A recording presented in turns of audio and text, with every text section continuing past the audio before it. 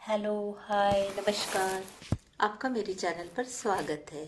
हम सुन रहे हैं नेहा की एक रहस्यमय कहानी, भाग 49। तो चलो सुनते हैं। राजन और कमलेश कोल्हापुर उस वृद्ध से मिलने गए थे जिन्हें बुक में नक्शे का नक्शा मिला था। अब राजन और कमलेश उस वृद्ध से मिलकर बाहर आ गए। कमलेश बोले, अरे यार, हमें यहाँ क्यों लाया गया, यह तो समझ ही नहीं आया। राजन, हाँ यार, उस जगह के बारे में तो कुछ बताया ही नहीं। कैसी है, क्या है वहाँ। चलो एक काम करते हैं, यह नक्शा पास ही रखते हैं। अगर कभी ट्रैकिंग करते हुए यह रास्ता मिल ही गया तो वहाँ जा सकते हैं। हाँ ठीक है, चलो पहले कोल्हापुरी स्पेशल खाना खाते हैं। आप जब कोल्हापुर आ ही गए हैं तो। वो फिर सामने के एक होटल में खाना खाने चले गए। खाना खाने के बाद बस से वो वापस आ गए। काकू बोली, अरे यह तो कमलेश ने कभी बताया ही नहीं था। राजन बोले, शायद मैं बताने वाला था मगर यह रह गया। बाबा, आज आपने बहुत कुछ बताया। दिन बहुत अच्छा बीता। रात भी काफ़ी हो गई है। फिर भी अगर किसी को चाय या कॉफ़ी चाहिए तो बना लेती हूँ। आजोबा, नेहा और बाबा ने कहा, काफ़ी मिल जाए तो अच्छा होगा। काकू रसोई घर में गई और सबने धीरे धीरे कहा, मुझे भी चाहिए थी। आते ने कहा, फिर आजी, फिर मम्मी, सब कॉफ़ी पीने के लिए तैयार हो गए। नेहा उठकर रसोई घर में गई। काकू, मैं बना लूँ, आप बाहर बैठिए। नहीं बेटा, मैं बना देती हूँ। नहीं काकू, मैं ही बना लेती हूँ। नेहा ने सबके लिए कॉफ़ी बनाई। कभी कभी ढेर सारी बातें करने के बाद चाय या कॉफ़ी पीने का मज़ा ही अलग होता है। कल्पना ताई बोली, अच्छा, जब जिसे सोना है वह अपने कमरे में जाकर सो जाए। कल का एक दिन और हमारे पास है।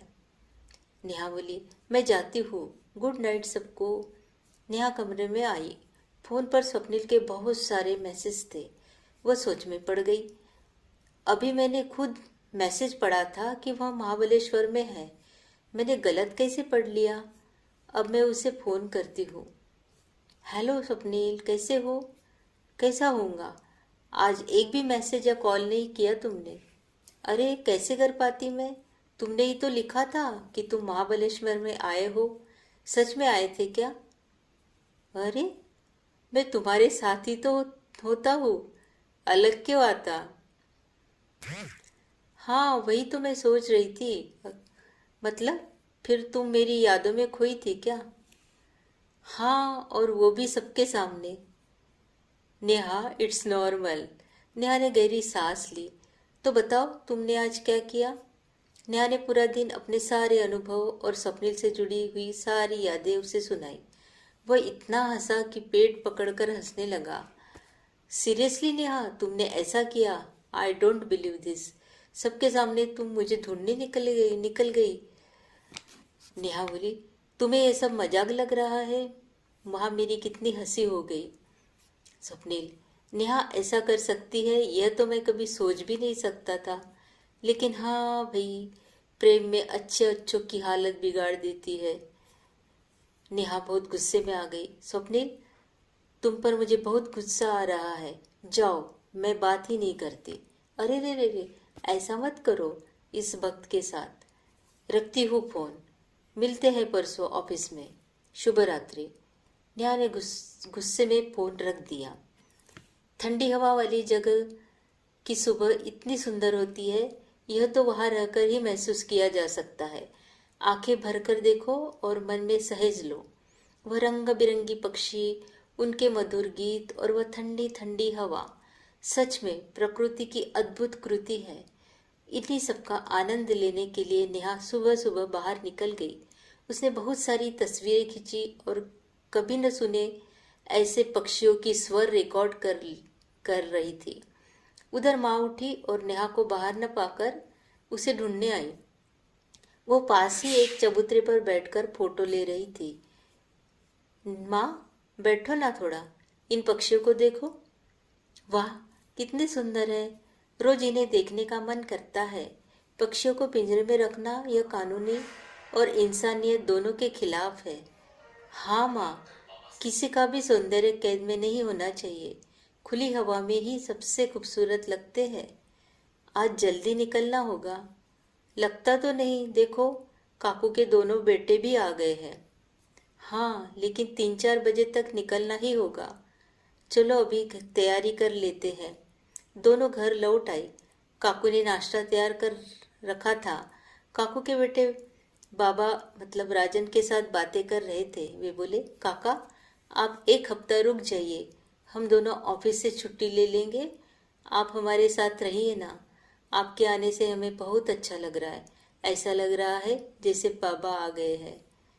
नेहा का ऑफिस है बेटा, मैं कभी कभी आता रहूँगा। चलो सब नाश्ते पर बैठो। आ जाओ सब इधर। ढोकला और साबूदाने के वड़े बनाए थे। सभी ने एक साथ नाश्ता किया। बाहर ठंडी ठंडी हवा में खाना बन रहा था। बासमती चावल पक रहे थे जिसकी खुशबू फैल रही थी। दूसरे चूल्हे पर मौसी भाकरी बना रही थी। आज खास तौर पर फिश फ्राई और कई वेज नॉन वेज व्यंजन बने थे। 1 घंटे बाद सभी हॉल में पाट पर बैठकर खाना खाने लगे। आज स्टील की थालियों में परोसा गया था खाना। सबने मिलकर आनंद लिया। खाना खत्म होने पर काकू ने बाबा और माँ को उपहार दिए। माँ ने काकू की दी गई साड़ी पहनी। बाबा ने शॉल ओढ़ा। आत्या, आजी, आजोबा को भी शॉल दिए गए। 3 बज चुके थे तो सब तैयार होने लगे। तय की गई कार आ गई थी। वो सब बैठकर भारी मन से विदा लेकर आगे बढ़े। रास्ते में महाबलेश्वर और आसपास की जगहों का आनंद लेते हुए पुणे लौटने का प्लान बनाया था। वे मोड़ आए जहाँ पिछली बार नेहा और स्वप्निल आए थे। तब उसकी आंखों में आंसू थे क्योंकि काका से मुलाकात नहीं हो पाई थी। उनकी वस्तुएं, डायरी और तस्वीरें लेकर लौटना पड़ा था। लेकिन इन्हीं काकाओं की कृपा से आज यह खुशी के पल मिले हैं। उसे बाबा मिल गए हैं। महाबलेश्वर से पुणे लौटते समय देखी गई जगह है Panchgani, table land, Sydney point, Parsi point. Wai में महागणपति मंदिर, ढोला गणपति मंदिर। मेनवली में उन्होंने नाना फडणवीस का वाड़ा देखा। कृष्णा नदी किनारा गए। छत्रपति शिवाजी महाराज का राजगढ़ किला देखा। शिवाजी महाराज का पहला जीता हुआ तोरना किला देखा। सातारा में घूमते हुए अजिंक्य तारा किला, कोयना डैम क्षेत्र। नसरापुर में रामदरा मंदिर देखा। बानेश्वर मंदिर, सिंहगढ़, पायथा वह देखे। प्रति पंढरपुर, उरडी, कांचन वारकरी संप्रदाय के लिए बहुत प्रसिद्ध है। इच्छा तो बहुत थी कि इन प्राकृतिक स्थलों पर ज्यादा समय बिताए, मगर समय की कमी थी। कार तेज गति से दौड़ने लगी। ठंडी हवा अब भी मन को छू रही थी। कुछ ही देर में हम पुणे पहुंचे। रात हो गई थी तो कार एक रेस्टोरेंट की ओर मोड़ी गई। सबके पैर दुखने लगे थे मगर मन बहुत प्रसन्न था और भूख भी बहुत तेज लग रही थी। रेस्टोरेंट में हमने थाली भोजन मंगवाया। ड्राइवर दादा भी हमारे साथ ही बैठ गए, वरना वह अक्सर वड़ा पाव खाकर निपट लेते थे। उस पल ने मुझे सोचने पर मजबूर किया। हर वीकेंड परिवार के साथ बाहर जाना चाहिए। माँ बाबा अपनी जिंदगी बच्चों को बड़ा करने में लगा देते, अपनी इच्छाएं दबा देते हैं। उन्हें खुश रखना तो नई पीढ़ी का सबसे बड़ा कर्तव्य है। ये पल फिर कभी लौट कर नहीं आएंगे। सोचते सोचते संतोष का मोती आंखों से गिर ही पड़ा। अरे बेटा, यह थाली कब खत्म करोगी? क्या तुम हमेशा किसी न किसी सोच में डूबी रहती हो? राजन बोले, हाँ अभी खाती हूँ। भोजन में पकवान थे, इतना ही नहीं और खाया नहीं जाएगा। आधी थाली सबने वैसे ही छोड़ दी थी। जाते जाते पैक किया गया पार्सल भी साथ ले लिया। बिल चुकाकर बड़ी शेप खाकर सब बाहर आए और कार घर की ओर मुड़ गई। आधा घंटा बाद जब घर पहुंचे, माँ ने बाबा के पैरों की तेल से मालिश की। वे काफी देर खड़े रहने से थक गए थे। सब बहुत प्रसन्न थे और वही सबसे जरूरी था। क्रमशः आपको ये कहानी कैसे लगी आप ज़रूर कमेंट में लिखिएगा। अगला भाग सुनने के लिए हमारी कहानी को लाइक करें, शेयर करें, सब्सक्राइब करें। धन्यवाद।